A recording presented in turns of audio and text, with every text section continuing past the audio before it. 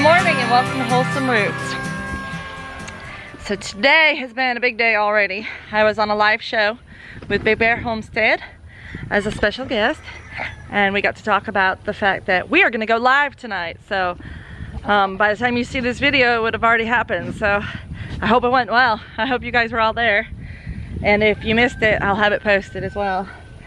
And I was just about to go back up to the house and take care of the recovering family. We're all seem to be recovering, but the energy, oh my gosh, it has sapped all of our energy. None of us have the energy to do anything, and we're really weak still, even though we're on the mend. But this has been a bad one. Yeah, we haven't had a sickness like this hit our whole house in a long time. But we're recovering, and we are excited because tomorrow we're having the Georgia Farmers Market Association come and do a farm work day. So we're gonna be busting our butts to get things done around here. We kind of planned on doing a lot of that this week and didn't get much of it done because we were sick. That's okay. There's volunteers here for a reason, so we'll just have to have them help us with the stuff that we were gonna have ready for them. Anyway, I was about to head up to the house, and then I realized, wait a minute, it's been 3 days. I need to bring Luna out here with Chaos.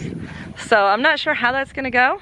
I've got this gate set up so that it blocks before I turn the fence on.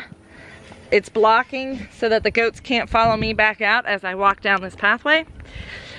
And then at the bottom of the pathway is where I close off the electric net fence, and then I push the gate back a little bit so it's not touching, and I turn it on. So I'm hoping to capture Chaos and Luna into this tunnel. This is our funnel tunnel to lead the goats up to where the gated area is. So if I can get them in here and then close this fence behind me and then get up there and open the gate and let them in, that should go good as long as the other goats don't try to break free, which they're probably gonna do. So that's gonna be kind of a challenge to work that out. So we'll see how this goes. I don't know if I'll get it on camera because I'm afraid that my camera will get knocked down if I try to, but I'll give it an effort. First, real fast, I wanted to go ahead and weigh this baby because I haven't weighed her yet. I know, bad mama. So I'm gonna do that quick before Mama gets upset, and I'll be right back with you. You okay in there, Luna? She got in the bag and she just relaxed and went to sleep. It's like she's a kangaroo. She's not choking, don't worry. That's on her, not even pressing on her chin. She's just sitting there. And she weighs 6.5 pounds already. I wonder if that's right. That doesn't seem right. She's so much smaller than my other goats. But she has had a couple of days to gain some pounds. So one of the good things about mamas being very loving and protective of their babies is even with a skittish goat, I can likely get her to follow me. Are you giving me kisses? You're so sweet. So I'm gonna hold the baby and Chaos will probably follow me. Let's see how this goes. Come on, Chaos. Come on, sweet girl. I got your baby. Yeah. Oh. She not only follows me, but she runs. She's ready to go out. She's a bit skittish too, though. She's a little frightened. Take the fence, close it off in case she tries to go back to the barn. It's not on, but even when it's not on, they don't tend to try to bolt through it. Although I have seen them do that. All right, now the hard part is getting to the gate and getting it pushed open without scaring Chaos or letting anybody out. All right, everybody step back. It's all right, Chaos, I got your baby. I got your baby. Yeah, I got her. I've got her right here. I've got her right here. Yeah, all right. Let's do this. Let's do this. Come on. Come on, Chaos. Come on before anybody tries to come out. Oh, there we go. There we go. All right, Chaos, where would you like your baby? Chaos. Chaos. Where would you like your baby? You want her right here? You want her? There we go. There we go. There we go. All right. See, all is well, Chaos. All is well.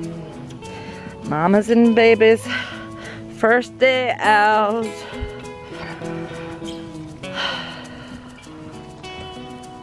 Hopefully everybody is gentle and the big kids don't play too rough.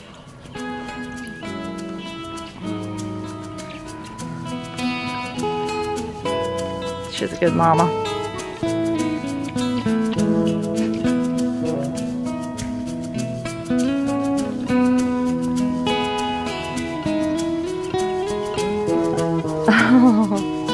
Oh, curious baby. Yeah. Everybody say hi. Everybody hi. Everybody say hi.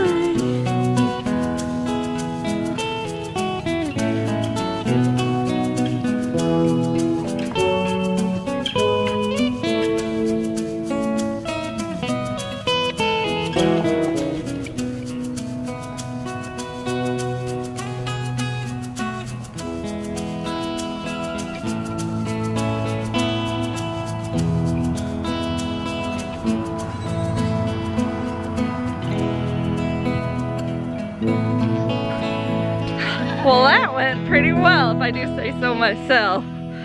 That's awesome. Okay, so she's out there with the baby. A few people smelled noses and bums, but not a whole lot of interaction.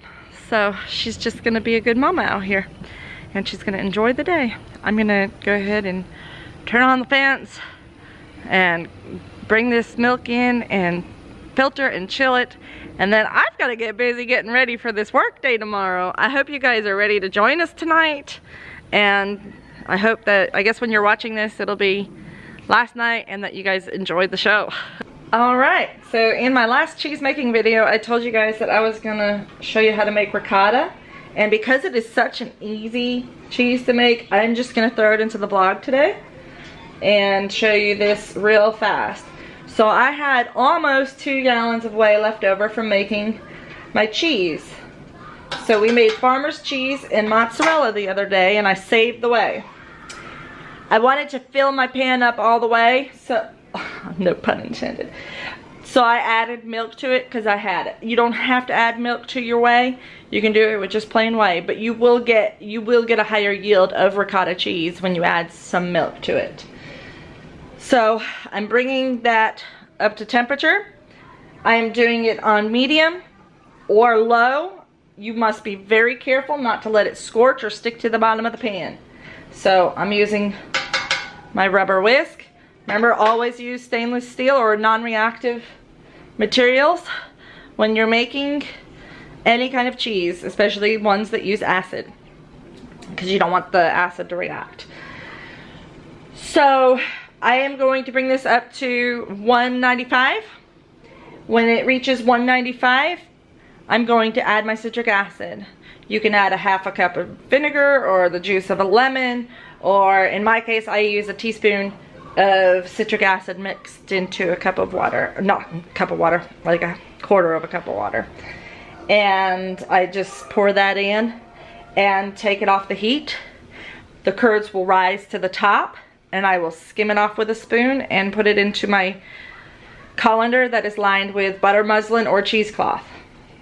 That's it. You literally heat the milk, add your acid, spoon it off, and you're done. It's that easy.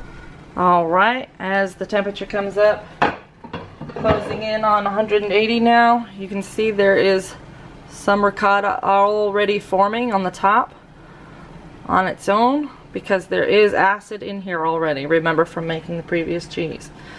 I'm gonna go ahead and get my acid ready to add it to it and finish it off. So I am using a teaspoon of citric acid in a little bit of water to dissolve it, and I am going to add that now.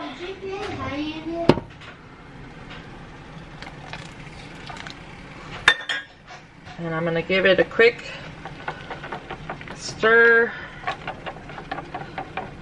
just for a couple of seconds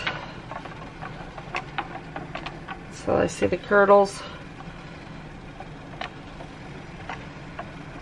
You don't want to agitate too much of that ricotta on the top, but I do want to make sure it gets acidified throughout. Don't want it to settle on the bottom though. It's getting hard to see because there's so much of a layer of a foam. Okay, yeah, I can see the yellowing appearing where the curds and whey are separating. So I'm going to remove it from the heat, and then I'm just going to use my slotted spoon and take the curds off the top and put it into my cheesecloth lined colander, collect the whey down in the bowl, and that whey won't be able to be used for much besides animals, or you can even pour it in your garden as an extra bacterial enzyme, so it's good stuff. I switched my cheesecloth for the butter muslin because it was straining too fast, and the tiny curd size of ricotta was actually going straight through the cheesecloth. So butter muslin works better for this one. I should have known better. Anyway, there was a few spots, you can see that little tiny brown spot where I scraped a little of some browned milk off the bottom.